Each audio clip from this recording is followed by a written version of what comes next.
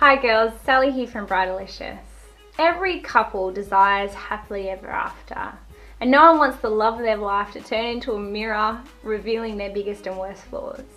It's one of the paradoxes of marriage that in our most intimate and fulfilling relationship we encounter the worst version of ourselves. We all make mistakes, we all have our agendas, and we all hog our end of the chocolate bar or ice cream tub. Hey darling, can I? No, Just, please? Thanks, darling. So, excuse me, wait a second. I'll be back. Hi, I'm back. Many couples enter marriage with a 50-50 mindset, whether they recognise it or not. Seemingly 50-50 is a fair system. The husband and wife each give their half, compromising their efforts and responsibilities. So they essentially meet in the middle. He takes care of the rubbish and the handyman work, which you do a very good job of, honey. And she handles the dishes and the shopping. Maybe not. Contrary to popular misconception, this whole 50-50 partnership doesn't work. Why?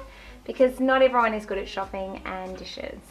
No, because as David Willis put it, marriage is not 50-50, divorce is 50-50.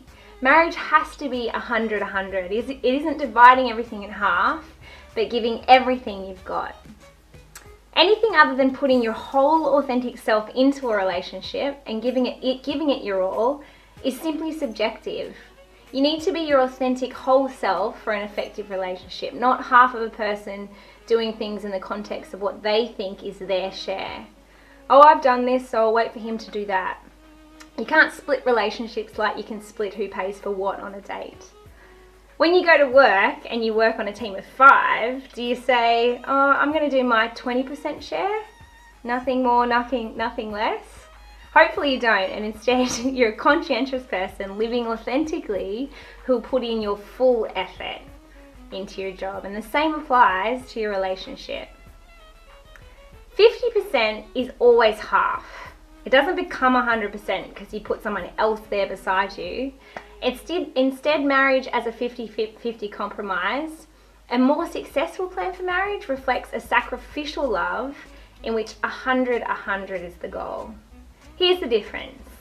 In a 50-50 marriage, the couple develops the habit of keeping score, but in a 100-100 marriage, they stop counting altogether, knowing it will never add up perfectly. In a 50-50 marriage, the individuals are focused on protecting their portion, but in a 100-100 marriage, they're focused on blessing and serving the other person.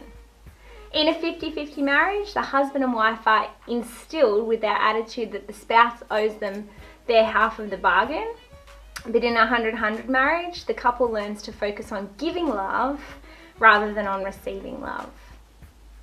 In a 50-50 marriage, love is restricted by conditions.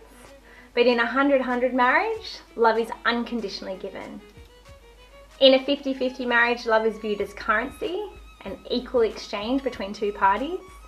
But in a 100-100 marriage, love is a gift. If you're being your authentic self, living in line with your values, you'll recognize when someone else isn't.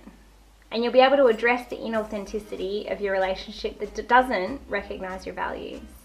Take heart in the fact that when you start loving and serving your spouse 100%, your spouse will be inspired to return such love, creating an upward growing cycle.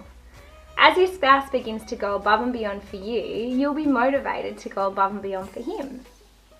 Together, giving and receiving love, you'll nurture an extraordinary marriage. So, make a commitment to loving him 100%.